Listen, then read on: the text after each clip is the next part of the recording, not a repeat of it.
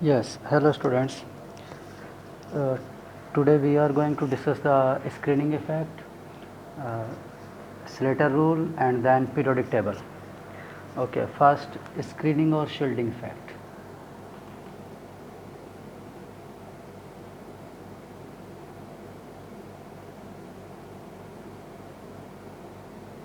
Screening effect, or also known as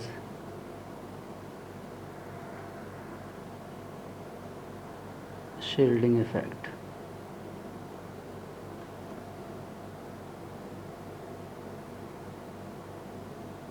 ठीक है, पहले ज़रा समझ लेते हैं कि शील्डिंग स्क्रीनिंग इफेक्ट क्या है, क्या नहीं है। ठीक है, इसे मैं एक एग्जांपल से आपको एक्सप्लेन कर देता हूँ। ये nucleus, and nucleus has proton, positively charge protons. ठीक है, if there is only one orbit, जैसे हाइड्रोजन में होता है one orbit only, and one electron, negatively charged electron, there is only one electron, therefore there is a Coulombic force of attraction या electrostatic force of attraction between the cation and, मतलब cation means between the nucleus and the electron, दोनों के बीच में क्या होगा, electrostatic force of attraction होगा। ठीक है, और electrostatic force of attraction में यहाँ पर कोई disturbance नहीं है, there is no disturbance। अगर लैंग्वेज लिखना चाहें तो यहाँ मैं लिख देता हूँ, देयर इज़ नो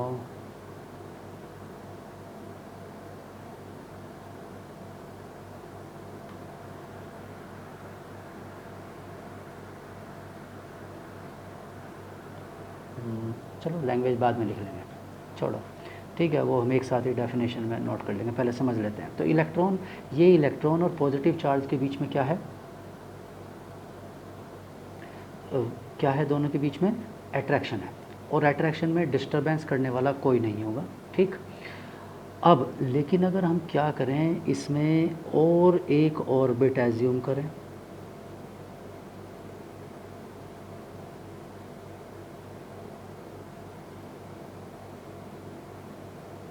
ठीक है, एक और ऑर्बिट एज्यूम कर लिया, और यहाँ भी इलेक्ट्रॉन है ऑब्वियसली, तो न्यूक्लियस का और इस इलेक्ट्रॉन का अट्रैक्शन क्या होगा, same. Nucleus try to attract this electron as much power as that for this electron.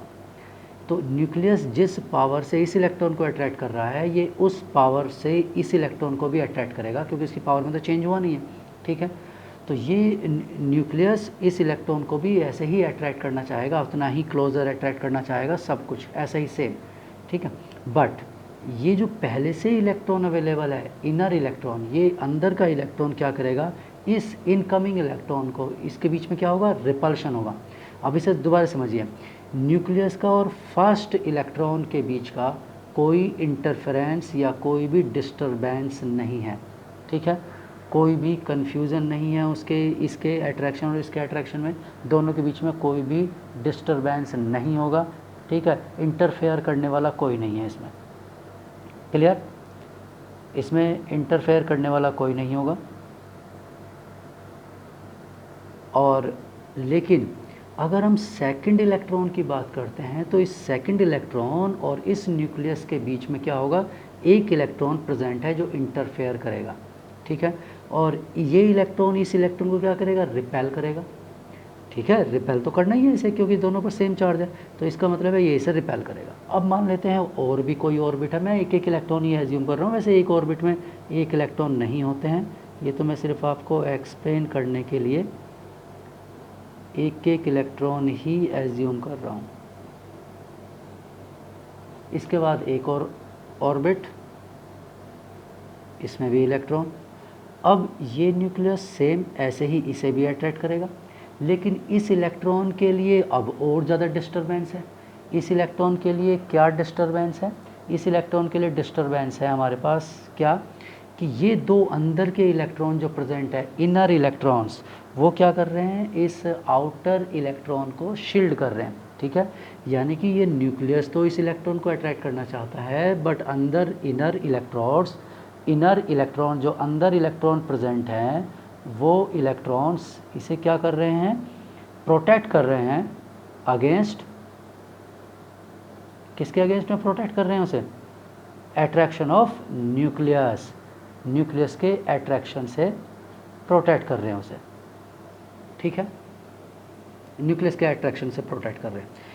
और यानी कि इसका मीनिंग ये हुआ कि जितने भी इलेक्ट्रॉन्स इनर ऑर्बिट में प्रेजेंट होते हैं वो सब इलेक्ट्रॉन्स, जैसे इस इलेक्ट्रॉन को तो कोई दिक्कत नहीं है, इस इलेक्ट्रॉन को इससे प्रॉब्लम है, और इस इलेक्ट्रॉन के लिए ये दोनों प्रॉब्लम है, ठीक है, दोनों ही उसे रिपेल करेंगे, ठीक। तो इस तरह से आउटर इलेक्ट्रॉन को इनर इलेक्ट्रॉन क्या करते हैं, प्रोटेक्ट करते हैं या रिपेल करते हैं, ठीक।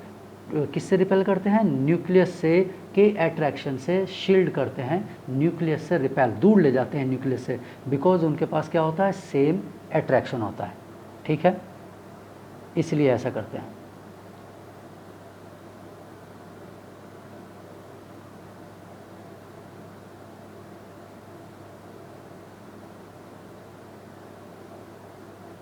ठीक, क्लियर हुआ। तो इसका मतलब है कि इसी इफेक्ट को, ठीक, इसी इफेक्ट को क्या कहते हैं, शील्डिंग इफेक्ट कहा जाता है, ठीक। चलिए, तो अब हम उसी को लैंग्वेज को लिख लेते हैं, जैसे ये लिखा था ना, there is no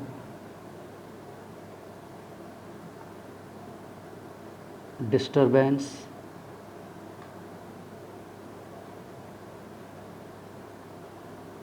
between the attraction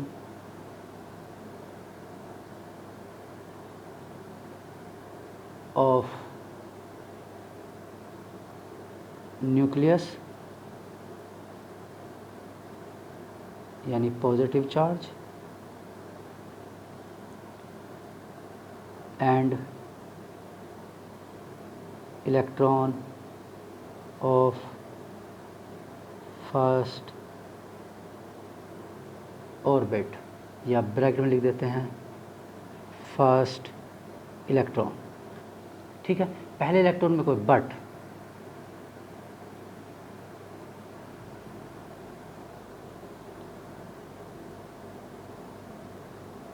second, third,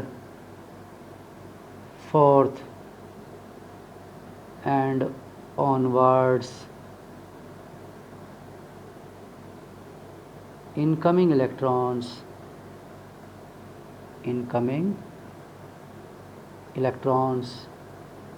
have less or more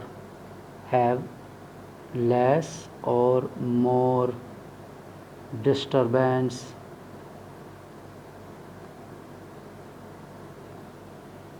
ठीक, have less or more disturbance of attraction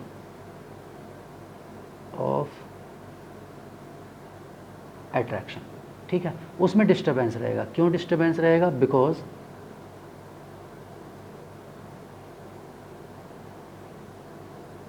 inner electrons have same negative charge,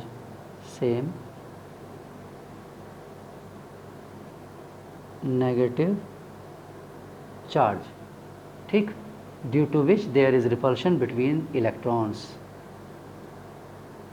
due to which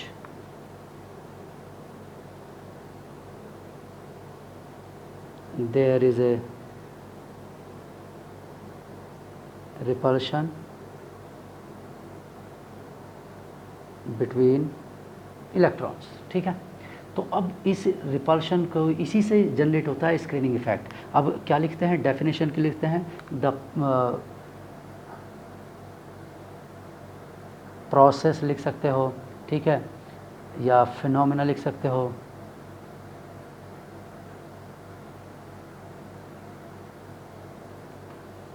ठीक है। ऐसा प्रोसेस या ऐसा फिनोमेना जिसमें क्या होता है, इनर इलेक्ट्रॉन्स क्या करते हैं, आउटर इलेक्ट्रॉन को क्या करते हैं, रिपेल करते हैं, ठीक।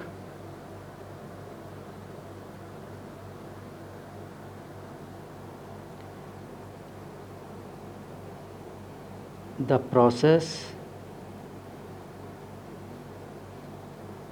और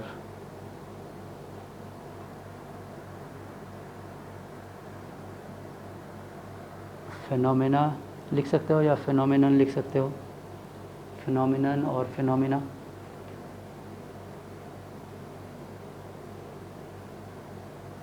ठीक है, द प्रोसेस और फिनोमिनन और phenomena in which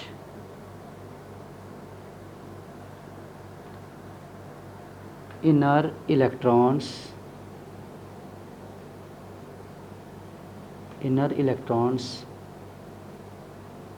protect or shield the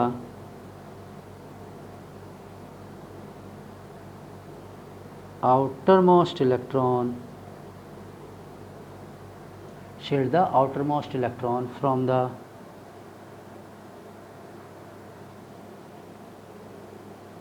force of attraction of nucleus is known as screening effect और shielding effect।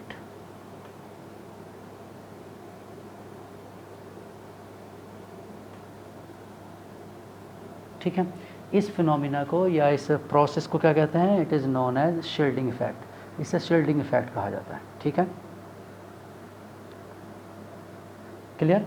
तो इसका मतलब ये होता है कि अंदर के इलेक्ट्रॉन, जितने भी इलेक्ट्रॉन होंगे, ठीक है, वो क्या करते हैं? बाहर वाले इलेक्ट्रॉन को किससे प्रोटेक्ट करते हैं? न्यूक्लियस। क्योंकि न्यूक्लियस को इससे कोई मतलब नहीं है कि वो पहला इलेक्ट्रॉन है, दूसरा है, तीसरा है।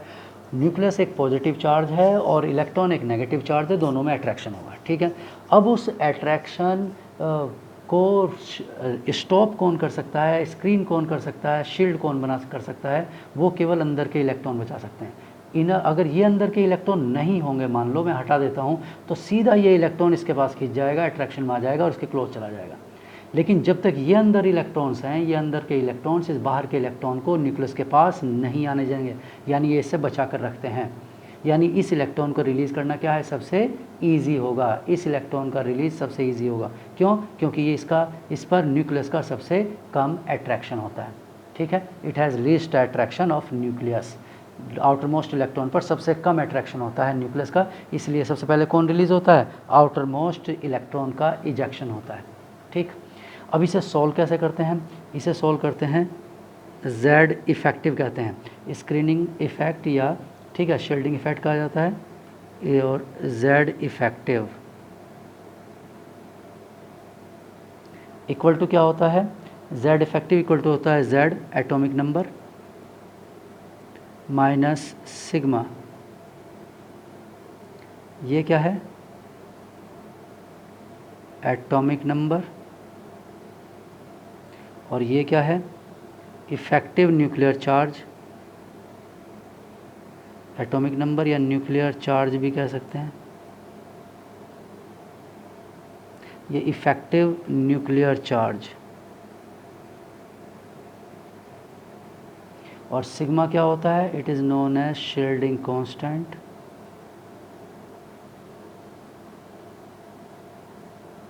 शील्डिंग कांस्टेंट कहा जाता है। ठीक है, क्लियर? इसे अभी हम सॉल्व करेंगे। अब ये शील्डिंग इफेक्ट किसका या कैसे कैसे डिपेंड करता है? Shielding effect depends on size of orbit. ठीक है, किस किस पर डिपेंड करता है? उसके बाद फिर शील्डिंग कांस्टेंट कैसे सॉल्व करेंगे वो देख लेते हैं। ठीक है, सबसे पहला पॉइंट क्या होता है? शील्डिंग इफेक्ट किस पर डिपेंड करता है?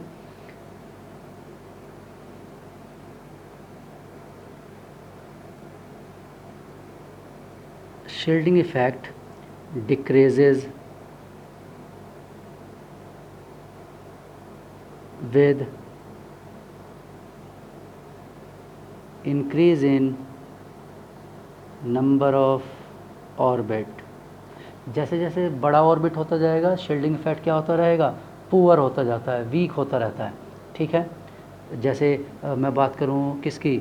1s का शील्डिंग इफेक्ट स्ट्रॉन्गर होगा than 2s, than 3s, than 4s, than 5s, इस तरह से। या कोई और देख लेते हैं, ठीक है, 4f shielding effect is more than 5f, more than 6f, more than 7f, etcetera, इस तरह से, ठीक है।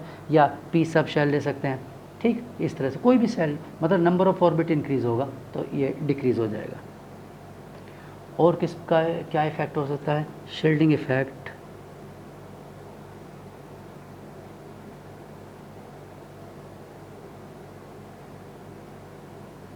डिपेंड्स ऑन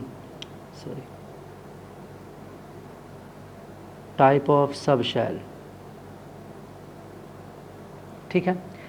सब शेल पर टाइप, जैसे अगर हम बात करें एस सब शेल का शील्डिंग इफेक्ट पी से ज़्यादा, पी का शील्डिंग इफेक्ट डी से ज़्यादा, डी का शील्डिंग एफ का शील्डिंग इफेक्ट जी, और इसी तरह से एंड सो ऑन, ठीक है। या अगर सेम उसकी बात करें तो 4s effect is greater than 4p greater than 4d, sorry 4d greater than 4f, इस तरह से होगा, ठीक है, फॉर ए पर्टिकुलर ऑर्बिट, ठीक है। तो ऑर्बिट सेम है, यहाँ पर ऑर्बिट चेंज था, सब शेल सेम है, ठीक है, number of orbit sub shell remain same, और इसमें सब शेल चेंज होगा, number of orbit remain same, number of orbit same है, सब शेल चेंज हुआ, तो इस टाइप ऑफ सब शेल पर भी डिपेंड करता है, ठीक है, इस तरह से। तो एक तो डिस्टेंस हुआ और एक सब शेल हुआ, इन पर ये इफेक्ट डिपेंड करता है। अब सिग्मा को, शील्डिंग या स्क्रीनिंग कांस्टेंट को कैसे सॉल्व करते हैं? ठीक, इसे सॉल्व करते हैं on the basis of Slater rule.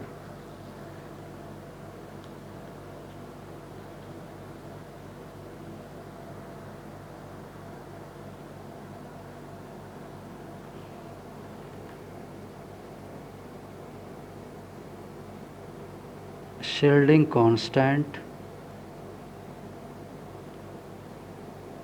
sigma can be calculated by Slater's rule, ठीक है, इसे स्लेटर रूल से सॉल्व कर सकते हैं। अब स्लेटर रूल से सॉल्व करने के लिए क्या कंडीशंस हैं? ठीक,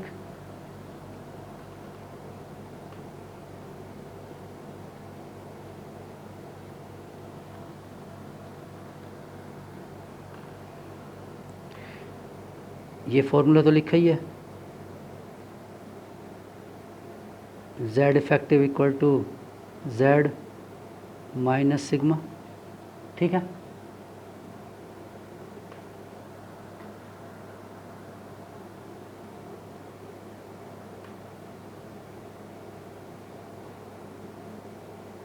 According to the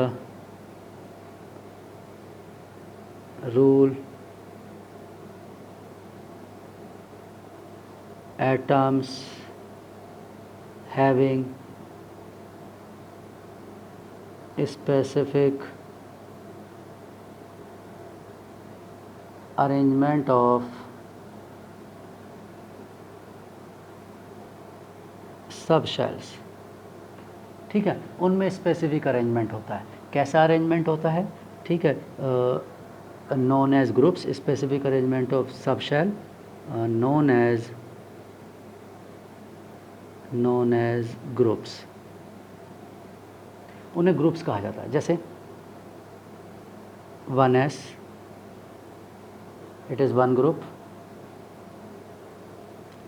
2s 2p second group,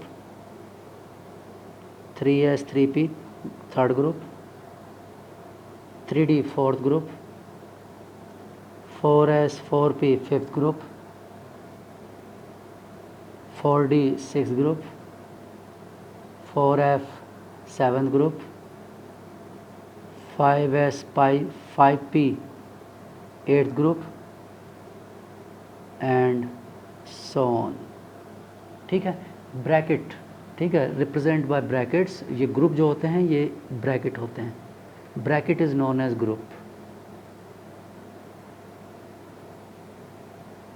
groups. तो ये ब्रैकेट ग्रुप्स हैं, यानी कि ये सिंगल अकेले का ग्रुप है, ये दो का ग्रुप है, ये दो का ग्रुप है, ये अकेले का एक ग्रुप है, ये भी एक ग्रुप है। ठीक है, तो ग्रुप का मतलब क्या है कि जिसमें एक या एक से ज़्यादा सब शेल होंगी।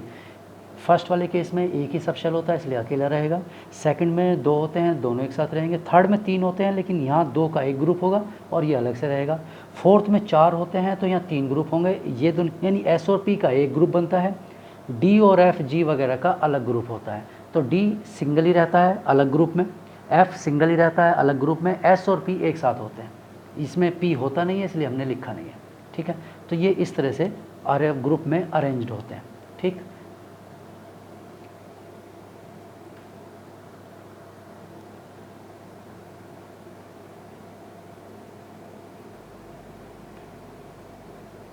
electrons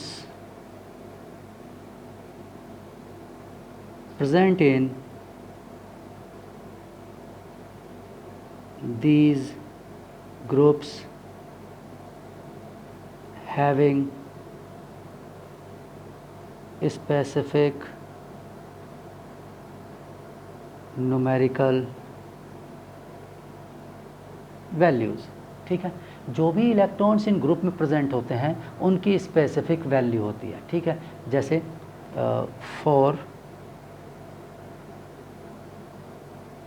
NS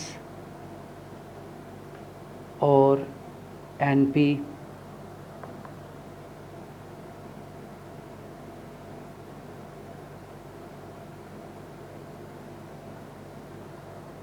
orbital electron.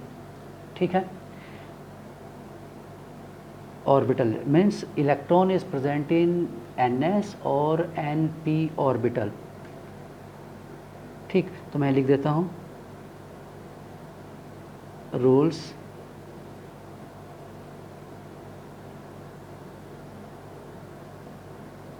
To calculate the sigma for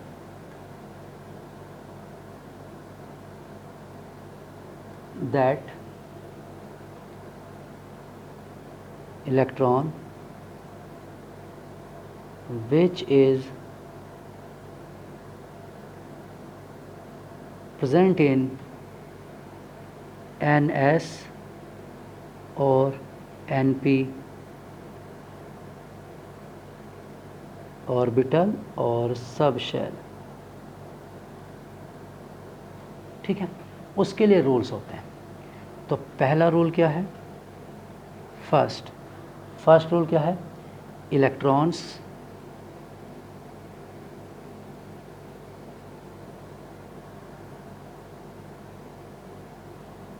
present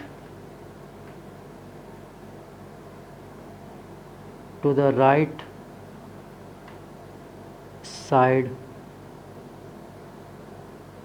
of the group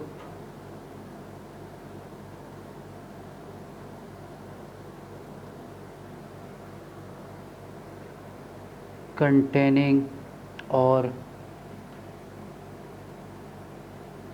having the